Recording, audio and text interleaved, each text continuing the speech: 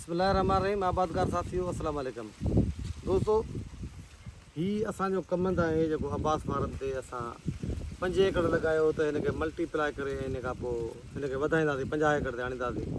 त उन जी पोज़ीशन हीअ आहे त हीउ कमंद जेको कणिक में लॻायो वियो ऐं असांखे इन जे बारे में ख़ासि तौर ते कम जे बारे में मूंखे एतिरी मालूमात कोन आहे।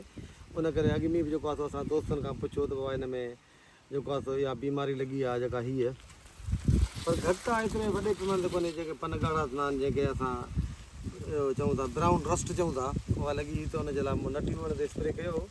ऐं उन खां अलावा हींअर जेका थोरी घणी छबर नज़र अचे पई, विच में कोन्ह थो थिए, पासनि खां आहे, पर उन ते गाह मार दवा जो स्प्रे कयो अथऊं त जीअं इहो गाह ख़तमु थी वञे, छो जो कमंद हाणे वॾो थी वियो आहे, हर बि कोन थो अची सघे। ऐं जेका कणिक काईसूं, कणिक बि असां 30 किलो ॿिज ॾिनो, उनजे बावजूदि 45 मण एकड़ या TD1 लही वई हुई। ऐं उन खां पोइ पोज़ीशन जेका कमंद जी हीअ आहे। ऐं जेकर दोस्तनि खे आउं ॾेखारियां त हीअ ॾिसो त कमंद में ॾिसो न टिलर कैपेसिटी ॾिठी वेंदी आहे, कणिक में बि टिलर कैपेसिटी ॾिठी वेंदी आहे। वेझो चओ त हिन में टिलर्स केतिरा इहे अची विया आहिनि, ॾिसो न हीअ टिलर्स जाम अथसि, माना ईअं न आहे त टिलर्स कोन अथई। वेठा जेकॾहिं आउं ॾेखारियां त टिलर जेके आहिनि से हिन में फुल आहे। ऐं गंदगाह बि एतिरो कोन्हे। हिन साइडुनि में जेके हिन छबर वग़ैरह आहे, पनी थोरी छबर वारी आहे, बाक़ी जेको आहे सो हिनखे असां बिल्कुलु गुॾू कढी हर ब ट्रैक्टर ॾेई छॾिया आहिनि। ऐं कमंद जे पन जी साइज़ जो हीअ वैराइटी करेक्टर आहे, शायदि जो वेकिरो आहे 674 आहे। ऐं ज़बरदस्त जेको आहे पोज़ीशन में आहे। जेकर आउटलुक मथे करे कैमरा सां ॾेखार त बि सॼो जेको आहे तव्हांखे बिल्कुलु साओ नज़र ईंदो।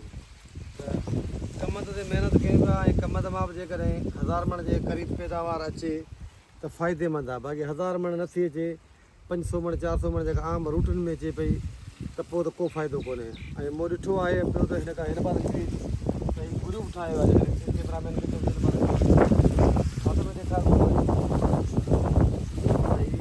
हिन बार जेकॾहिं असां बुरा जाम आहिनि, टिलर हेॾी कढियो आहे त वधीक हेसि ताणी माना हा गुरू ठही वियो न।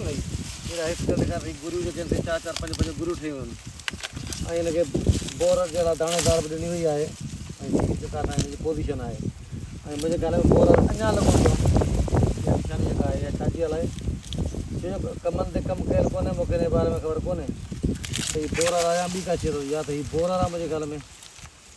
हा त पोइ इन जे लाइ जेको आहे दोस्तनि खे गुज़ारिश कंदासीं थोरो हीअं कर त ॿुधाइनि त हिनखे दवा कहिड़ी हणणु घुरिजे। थोरो हिनखे परते कर बाबा, हिनखे परते कर। त हिन में दोस्त ॿुधाइनि त हीअ मुंहिंजे ख़्याल में बोरर आहे। जहिड़ी दाणेदारी स्प्रे कई वई आहे, उन जे बावजूदि बि बोरर हिते नज़र आयो आहे। त इन जे लाइ जेके खफ़्ती माण्हू आहिनि, ख़ासि तौर ते रफ़ुबक जुण जे हिसाब सां गुज़ारिश कंदुसि त इन लाइ ॿुधाए त हिनखे कहिड़ी जेका आहे दवा ॾियणु घुरिजे। पोइ बोरर हिन में अंदरि आहे अलाए कोन्हे, को बराबरि आहे न। हा त मुंहिंजे ख़्याल में हिन में अंदरि आहे। बाक़ी लुक लाइक त बहितरीनु आहे, पर हीअ बि ॾिसो न हिकिड़ी कुदरती फिनामिना आहे। जी त कुझु मारींदासीं, कुझु बचंदा, कुझु कंदा, पर एहतियात जेको आहे सो लाज़मी आहे। तव्हां दोस्तनि जी वॾी महिरबानी।